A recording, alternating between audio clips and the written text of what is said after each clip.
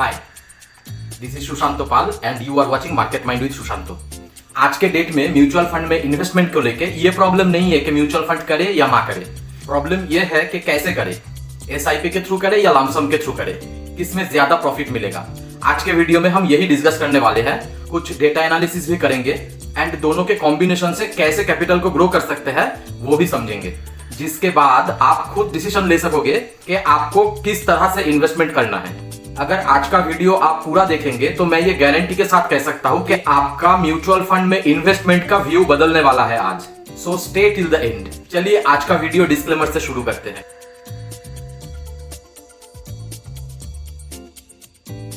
अगर हम mutual fund में इन्वेस्टमेंट करते हैं तो हमें कुछ नैब मिलता है, ये तो आपको पता ही होगा।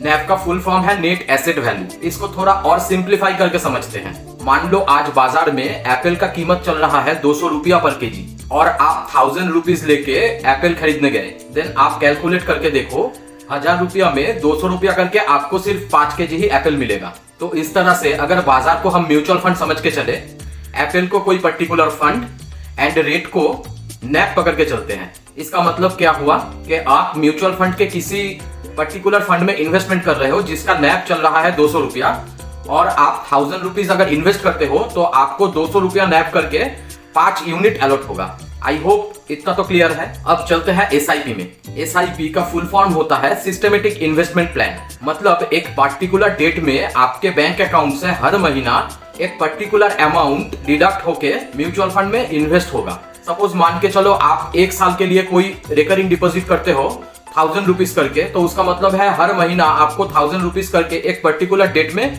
पेमेंट करना होगा। तो यही होता है एसआईपी में। हालांकि बैंक आरडी की कंपैरिजन में एसआईपी में रिटर्न बहुत ज्यादा मिलता है। और अब देखते हैं एसआईपी कैसे वर्क करता है और हमें कौन से एसआईपी में इन्वेस्टमेंट करना चाहिए। चलिए एक ग्राफ से इसको समझते हैं। मान लो आप हर महीना 1000 रुपीज करके इन्वेस्ट कर रहे हो एक एसआईपी पे। यहाँ पे एसआईपी का नैव लिखा हुआ है और नीचे महीना लिखा हुआ है। पकड़ के चलते हैं हम जनवरी से दिसंबर तक इन्वेस्टमेंट कर रहे हैं।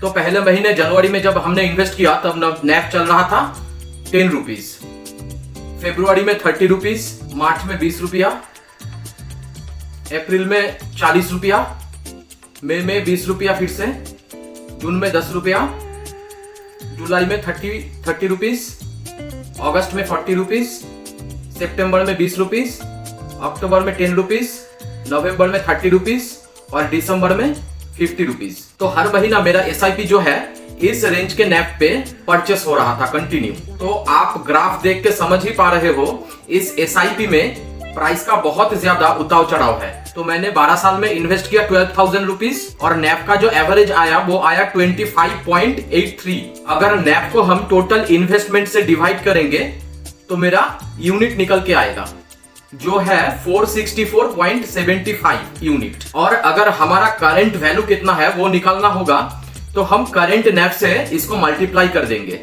जो निकल के आया 23,228.80 रुपीज। वहीं पे एक लो वोलाटाइल चार्ट अगर हम देखें तो इसमें भी अगर हम 1000 रुपीज करके इन्वेस्टमेंट करते हैं हर महीना, तो यहाँ पे भी नैप दिया हुआ है लेफ्ट साइड में और नीचे मंथ दिया हुआ है। इसको भी हम जनवरी से दिसंबर तक पकड़ के चलते हैं। तो जनवरी में नैप था 10 रुपीज, फरवरी में था 15 रुपीज, मार्च में था 20 रुपीज, ऐसे करके दिसंबर तक 25 रुपीज का चला। इसमें भी हमारा इन्वेस्टमेंट अमाउंट जो था 12,000 था और इसका जो एवरेज नैप था वो था 20.24। तो हमारा यूनिट निकल के आया 654.54। अगर इसको हम करंट नैप से मल्टीप्लाई कर दे जो कि है 25 रुपीज, मेरा जो करंट वैल्यू है वो निकल के आएगा 16,363 रुपीज .64 पैसा। आई होप आप समझ ही गए होंगे कि अगर एसआईपी से रिटर्न चाहते हैं तो हमें हाई वोलेटाइल फंड में इन्वेस्ट करना पड़ेगा, क्योंकि हाई वोलेटाइल फंड में नैप का जो एवरेज होता है वो ज्यादा होता है। इससे हमारा रिटर्न का जो पोटेंशियलिटी है वो बढ़ जाता है।